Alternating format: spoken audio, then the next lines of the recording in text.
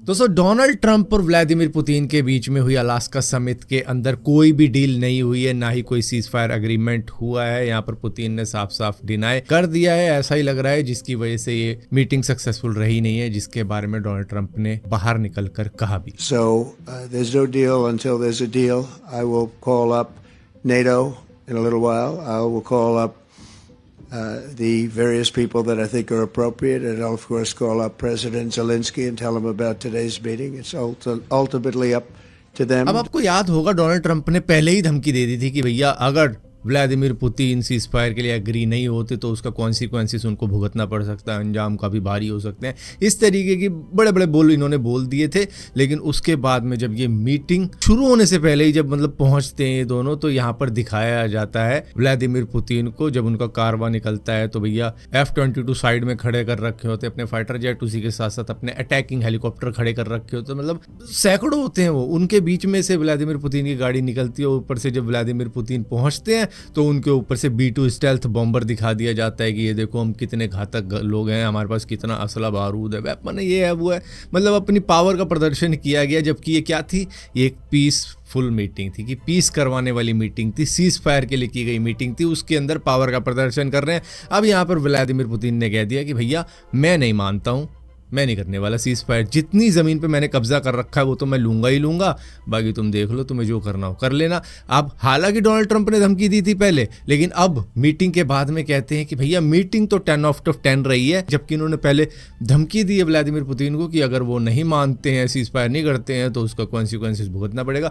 तो कॉन्सिक्वेंसेस ये है कि ये कह रहे हैं मीटिंग 10 आउट ऑफ 10 रही है। If you had to grade it on a scale of 1 to 10, So I think the meeting was a 10 in the sense that we got along great, and it's good when, two big powers get along, especially when they're nuclear powers. We're number one, they're number two. दोस्तों BSNL ने दिल्ली वालों को भी एक तोहफा दे दिया है। दरअसल 15 अगस्त को BSNL ने दिल्ली के अंदर भी अपनी 4G की सर्विस लॉन्च कर दी है, जो कि एक सॉफ्ट लॉन्च है। इसमें वो खुद का नेटवर्क नहीं यूज़ कर रहे हैं, वो दरअसल किसी पार्टनर नेटवर्क के जरिए 4G सर्विस प्रोवाइड कर रहे हैं दिल्ली के अंदर भी। अब आप कहोगे हमारे पास तो सिम ही नहीं है BSNL का, ना दिल्ली में BSNL का सिम मिलता है। तो यहाँ पर BSNL और MTNL दोनों ही पार्टनर हैं, तो आप उनके अथॉरिटी में जाके भी सिम ले सकते हो और उसके बाद में eKYC करवा सकते हो, और उसके बाद में आप दिल्ली के अंदर BSNL की सर्विस का भी इंजॉय कर सकते हो। अगर आपको एज ए सेकेंडरी सिम चाहिए तो सबसे बेस्ट है कि आप BSNL ले लो, कहीं भी जाओ हर जगह चलेगा अगर नेटवर्क आ रहा हो तो। दोस्तों आईफोन की 17 सीरीज आने वाली है, जिसकी वजह से जो आईफोन 16 सीरीज है वो काफ़ी ज़्यादा सस्ती हो चुकी है, जिसके अंदर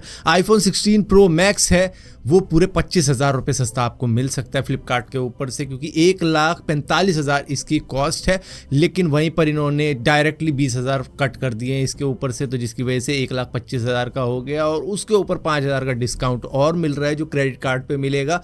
किसी भी बैंक का क्रेडिट कार्ड, चाहे HDFC का हो, चाहे HSBC का हो, या फिर किसी और बैंक का हो, क्योंकि सबके ऑफर चलते रहते हैं कहीं ना कहीं, तो वहाँ पे भी 5,000 रुपये का एक्स्ट्रा डिस्काउंट मिलेगा, जिसकी वजह से 1,20,000 रुपये का ये फ़ोन पड़ जाएगा। अगर एक्सचेंज में दूसरा फ़ोन दोगे तो ये और सस्ता पड़ सकता है। और इस वक्त में आईफोन 14, 15, 16 सभी के रेट ऐसे डाउन हुए हैं जैसे कि घोड़े के सर से सींग, क्योंकि आने वाला है आईफोन 17, और ऊपर से बिलियन डे की जब सेल आएगी फिर तो आफत ही मचने वाली है। दोस्तों एप्पल का एक सप्लायर था जो चाइनीज डिस्प्ले मेकर था BOE, उसको पूरी तरीके से US के अंदर बैन कर दिया गया है 14 साल के लिए, क्योंकि ये सैमसंग की OLED टेक्नोलॉजी को चुरा रहे थे। दरअसल उनका जो पेटेंट था, जो सैमसंग का पेटेंट था, उसको इन्होंने सीक्रेटली चुरा लिया, और उसके बाद में न जाने उससे क्या क्या बना चुके हैं, जिसके बाद में वो एप्पल को सप्लाई भी कर रहे थे। एप्पल का जो डिस्प्ले होता है वो 22% BOE से ही आता था, लेकिन अब क्योंकि बैन कर दिया गया है 14 साल के लिए इनको US के अंदर, ना ये एक्सपोर्ट कर पाएंगे ना कुछ कर पाएंगे,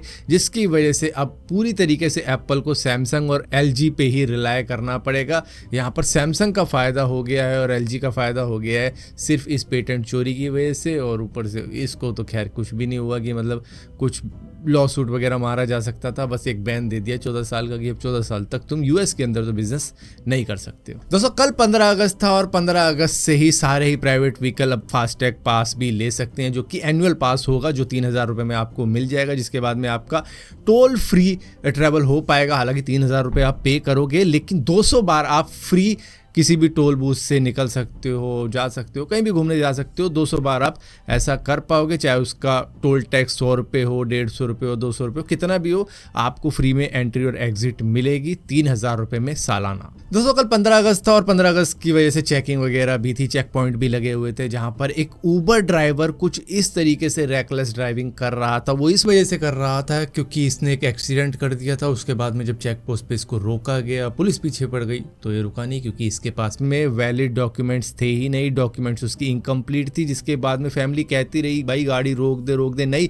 ये रैकलेस ड्राइविंग कर रहा था, बहुत ही गंदी गाड़ी चला रहा था, मतलब एक्सीडेंट हो सकता था, इस तरीके से चला रहा था और कह भी रहा था कि भाई मेरे पास डॉक्यूमेंट्स पूरी नहीं है, मेरी गाड़ी पूरी तरीके से सीज हो जाएगी, ये हो जाएगा, वो हो जाएगा, और पुलिस पीछे पड़ गई थी इसके, जिसकी वजह से इस तरीके से रैकलेस ड्राइविंग कर रहा था उनसे बचने के लिए। लेकिन यहाँ पर फैमिली को अपनी जान की पड़ी हुई थी, बच्चा भी साथ में था कि किसी तरीके से रोको, लेकिन ये बंदा रोकने को राजी नहीं था। अरे भैया आगे जाके प्रॉब्लम हो जाएगी हम लोगों का। अरे भाई क्या कर अरे रहे हो यार? भैया एक भैया सेकंड एक रुक। मिनट रुक जाओ, गाड़ी बंद कर। ओ लग जाएगी भैया। गाड़ी बंद कर देंगे भैया मेरी। अरे बच्चे हैं मेरे साथ यार भाई। भाई मैं सेफली बताऊंगा। भैया वो बात नहीं है, आगे जाके प्रॉब्लम हम लोगों को ही होगा। कोई बात नहीं।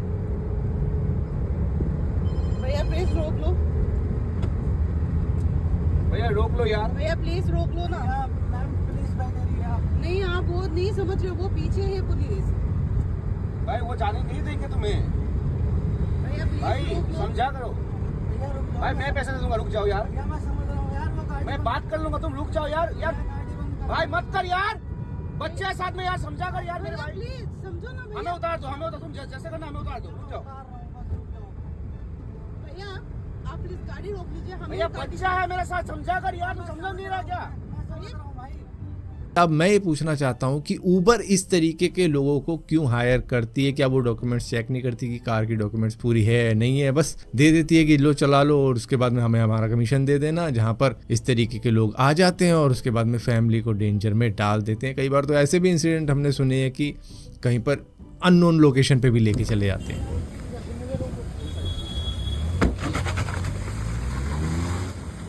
Oh shit. ये पुलिस से भाग के हमें तो पुलिस से भाग के आए? हाँ जी। लग गई आपने? हाँ वो एक्सीडेंट करके आया है। अरे वो